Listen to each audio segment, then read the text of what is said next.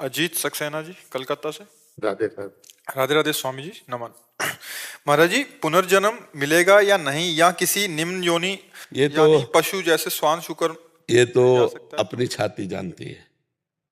यदि कोई वासना है और कहीं आसक्ति है कहीं भी, तो आना पड़ेगा। भरत जी चक्रवर्ती सम्राट पद त्याग कर, अपनी रानी, अपने पुत्रों को त्याग कर गंडकी नदी के किनारे भगवान की प्राप्ति के लिए भजन किए। तो एक दिन गंडकी नदी में खड़े सूर्य भगवान को अर्घ दे रहे थे।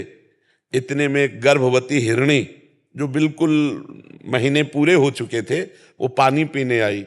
पीछे से सिंह ने दहाड़ किया तो भयभीत होकर छलांग मारी, तो छलांग से जो गर्भ है वो जल में गिर गया और हिरणी उधर जाके मर गई। परम दयालु भरत जी ने देखा कि उसकी माँ तो मर गई, अब इसको पालेगा कौन? और वो बह के जा रहा था, दौड़ के कूद कर बच्चे को हृदय से लगाया। ऐसा हर सहृदय पुरुष को करना ही चाहिए। अब उसको अपने झोपड़ी में ले गए और 3 दिन 4 दिन रखना चाहिए, इसके बाद छोड़ देना चाहिए, क्योंकि वो बहुत चंचल, बहुत जल्दी समर्थ हो जाता है, वो अपने झुंड में मिल जाता। लेकिन आपकी आसक्ति हो गई, आपने उसे छोड़ा ही नहीं। तो जब मरने का समय आया ना, तो हिरन का चिंतन हुआ, तो पैदा हुए हिरन बन करके। तो हमारा अगला जन्म होगा कि नहीं होगा, इसकी पहचान आपको ही होगी, किसी दूसरे को नहीं। क्योंकि यदि आपको भगवत साक्षात्कार हो गया है तो अगला जन्म खत्म। और यदि कहीं आसक्ति है, वस्तु, व्यक्ति, स्थान में, लेना देना, कहीं भी आसक्ति है, तो आना पड़ेगा, इस जगत में आना पड़ेगा। इसीलिए कबीरा खड़ा बाजार में, सबसे पूछे खैर, ना काहू से दोस्ती और ना काहू से बैर। कोई ना अपना ना कोई पराया, सब भगवत स्वरूप, सब ब्रह्म स्वरूप, तो जीवन मुक्त हो गया। और अगर कहीं भी आसक्ति है, पुरंजन की स्त्री में आसक्ति थी, अगला जन्म स्त्री का हुआ। जहां आसक्ति है वही तुम्हें होगा। जब प्रबल आसक्ति हो जाती है, जिसमें प्रबल, तो कभी कभी आप देखते हो शरीर जुड़े हुए पैदा होते हैं, ऐसे कई देखे जाते हैं। ये प्रबल आसक्ति, अंतिम समय प्रबल आसक्ति, तो मानो दोनों के दोनों एक शरीर में जुड़ करके पैदा हो जाते हैं। आसक्ति ही हमारे अगले जन्म का कारण है। अगर ये आसक्ति नष्ट हो जाए और भगवान में हो जाए तो हम मुक्त हो जाए। ये आपको देखना पड़ेगा कि आपकी आसक्ति कहीं है, आपकी कोई इच्छा है। हम लक्षण बता देते हैं। जिसको कभी नवीन भोग भोगने की इच्छा नहीं है, पुराने हुए भोगों के भोगने की तृष्णा नहीं है, जिसका कोई अपना नहीं है, कोई पराया नहीं है। जैसे मीरा जी, मेरे तो गिरधर गोपाल दूसरो, जैसे तुलसीदास जी महाराज, एक भरोसो, एक बल, एक आस विश्वास, एक राम घनश्याम हित, चातक तुलसीदास। खत्म खेल, खेल खत्म, अब जन्म नहीं होने वाला।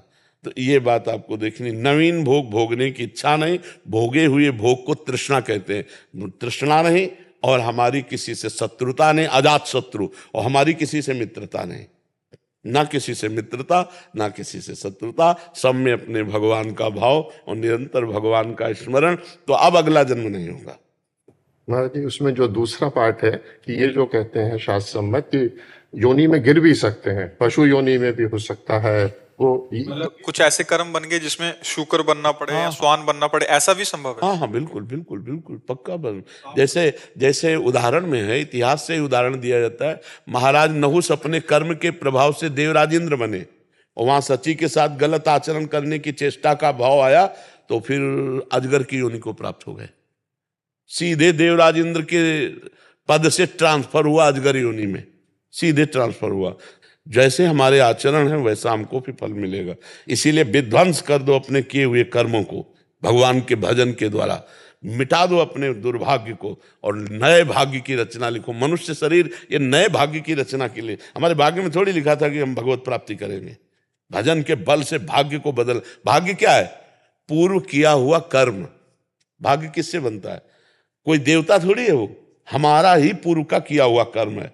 तो आज हम प्रायश्चित कर सकते हैं, आज हम प्रायश्चित कर सकते हैं उसका, अपने पाप का प्रायश्चित कर सकते हैं। हम तपस्या के द्वारा, व्रत के द्वारा, नियम के द्वारा, भजन के द्वारा, अच्छे आचरणों के द्वारा, परोपकार के द्वारा हम अपने भाग्य को बदल सकते हैं।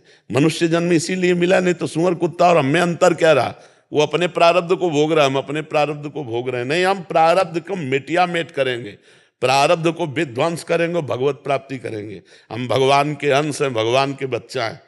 तो ये ठसक रख करके खूब भजन करे तो मिट सकता है, नहीं तो फिर कुछ भी बनना पड़ सकता है, कुछ भी।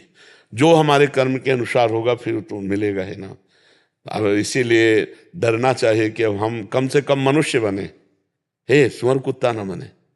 कम से कम ऐसे आचरण करें। ये जो बकरा बकरी मुर्गा खाते हैं ना, ये मुर्गा ही बनेंगे अगले जन्म, और छुरी इनके भी चलेगी, पक्का समझो ये बकरा ही बनेंगे। इसीलिए अभी प्रायश्चित कर लो, बंद कर दो मुर्गा मुर्गी खाना, ये मांस खाना बंद कर दो, शराब पीना बंद कर दो, पराई स्त्री के साथ व्यभिचार करना बंद कर दो, तो अभी मार्ग अच्छा हो जाएगा। अभी जो गलतियां हुई क्षमापन हो सकता है, अभी आखिरी श्वास तक क्षमा का अवसर है। जैसे वकालत पूरी हो गई और जज ने उससे फांसी की सजा दे दी, अब भी एक चांस है, राष्ट्रपति है ना।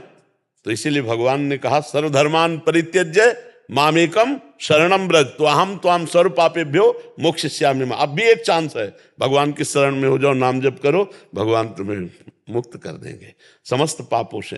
भगवान कह रहे अहम त्वाम सर्व पापेभ्यो मोक्षयिष्यामि मा शुचा। एकमात्र भगवान की शरण, भगवान का नाम।